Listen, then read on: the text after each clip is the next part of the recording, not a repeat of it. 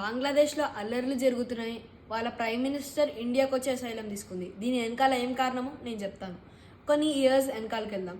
అయితే 1960స్లో full undevelopment ఉండే బంగ్లాదేశ్లో. యాక్చువల్గా అప్పుడు అది ఈస్ట్ పాకిస్తాన్, అదొక పాకిస్తాన్లో ఒక పార్ట్ బంగ్లాదేశ్, అది ఈస్ట్ పాకిస్తాన్. ఇంకా తర్వాత పాకిస్తాన్ వెస్ట్ పాకిస్తాన్ అని ఉంటుండే.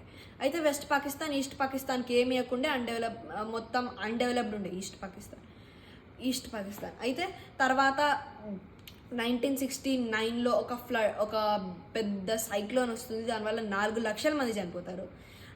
దాంట్లో మళ్ళీ వెస్ట్ పాకిస్తాన్ నాకేం రాబాయ్ అన్నట్టు ఉంటుంది. అయితే 1971లో మళ్ళీ ఎలక్షన్స్ అయితే తర్వాత మళ్ళీ అవామీ లీగ్ గెలుస్తుంది.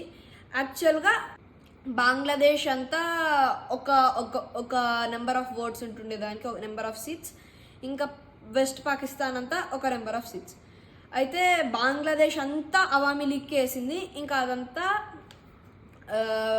వెస్ట్ పాకిస్తాన్ అంతా డిఫరెంట్ వాటికి వేసింది. అయితే అవామీ లీగ్ గెలిచింది. ఇంకా వెస్ట్ పాకిస్తాన్ వాళ్ళు ఒప్పుకోలేదు. ఇంకా మిలిటరీ టేక్ ఓవర్ అనింది. అయితే వీళ్ళు ఒక సివిల్ డిసోబీడియన్స్ మూవ్మెంట్ స్టార్ట్ చేశారు. ఇంకా చాలా రైయాట్స్ అవైనాక ఇందిరాగాంధీ కూడా దాంట్లో చేతులు ముంచినాక ఫైనలీ ఇండియా పాకిస్తాన్తో వార్ అవుతుంది అనమాట. యాక్చువల్లీ దాన్ని చేసి ఇంకా గెలుస్తుంది. ఇంకా బంగ్లాదేశ్ ఒక సపరేట్ కంట్రీ అయిపోతుంది. అయితే ఈ అవామీ లీగ్ ఫ్రీడమ్ ఫైటర్స్ అనమాట. ఈ అవామీ లీగ్ వాళ్ళు ఫ్రీడమ్ ఫైటర్స్ లా కన్సిడర్ చేస్తుండే, ఎందుకంటే వాళ్ళు చాలా కొట్లాడారు. అయితే ఈ అవామీ లీగ్ వాళ్ళు ఫ్రీడమ్ ఫైటర్స్కి 30% రిజర్వేషన్ ఉండాలి అని గవర్నమెంట్ పెట్టింది రూల్. అయితే ఆ గవర్నమెంట్ ఆ రూల్ పెట్టింది. తర్వాత మళ్ళీ కొన్ని ఇయర్స్ అయినాక సన్స్కి ఎక్స్టెండ్ చేసింది, గ్రాండ్ సన్స్కి ఎక్స్టెండ్ చేసింది. నాకు ఒక పాట అర్థం కాలేదు.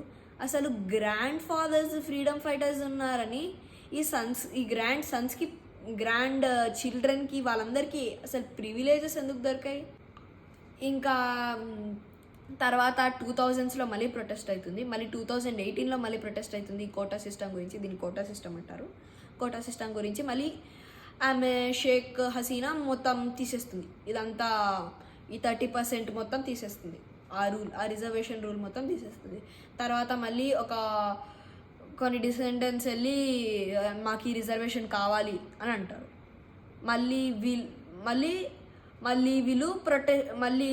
వీళ్ళందరూ ప్రొటెస్ట్ చేస్తారు. యాక్చువల్గా ఈ రిజర్వేషన్స్ కావాలి అని ప్రొటెస్ట్ చేయరు, కానీ ఈ రిజర్వేషన్స్ వద్దు మళ్ళీ ఎందుకు స్టార్ట్ చేశారు అని. ఈ షేక్ హసీనా ఇదేదో అంటుంది, కానీ లోపల మాత్రం కావాలి అన్నట్టే మాట్లాడుతుంది. అయితే తర్వాత తను ఇంకా తన గవర్నమెంట్ వెళ్ళి సుప్రీంకోర్టుకి వెళ్ళి కేసు వేస్తుంది. ఇది రిజర్వేషన్స్ అక్కర్లేదని. సుప్రీంకోర్టు అంటుందని దాన్ని 5%కి డిక్రీజ్ చేయాలని. అయితే నేను చెప్పాను కదా 2018లో కూడా మళ్ళీ ప్రొటెస్ట్ అయినాయి. దాంట్లో ఆ ప్రొటెస్ట్ అయినప్పుడు తను చాలా మందిని అరెస్ట్ చేస్తుంది. ఇంకా చాలామంది చనిపోతారు కూడా దాంట్లో. ఇంకా ఈ సిటిజన్స్ అంటారు అది వీళ్ళందరినీ రిలీజ్ చేయాలని, అరెస్ట్ అయిన వాళ్ళని. షేక్ హసీనా రిలీజ్ చేసినాక చాలా అన్కంట్రోలబుల్ ప్రొటెస్ట్స్ అవుతాయి. అంటే అది కాక అన్ఎంప్లాయ్మెంట్ ప్రాబ్లం కూడా చాలా ఉందంట. మన దగ్గర యూపీఎస్సీ ఎట్లనో వాళ్ళ దగ్గర బీపీఎస్సీ ఎట్లా. సో అక్కడ 400,000 4 లక్షల మంది జస్ట్ 3,000 జాబ్స్ కోసం ఎగ్జామ్ రాస్తారు. అసలు ఎంత అన్ఎంప్లాయ్మెంట్ అంటే, ఎంత అన్డెవలప్మెంట్ అంటే దీనికోసం కూడా ప్రొటెస్ట్ చేస్తారు.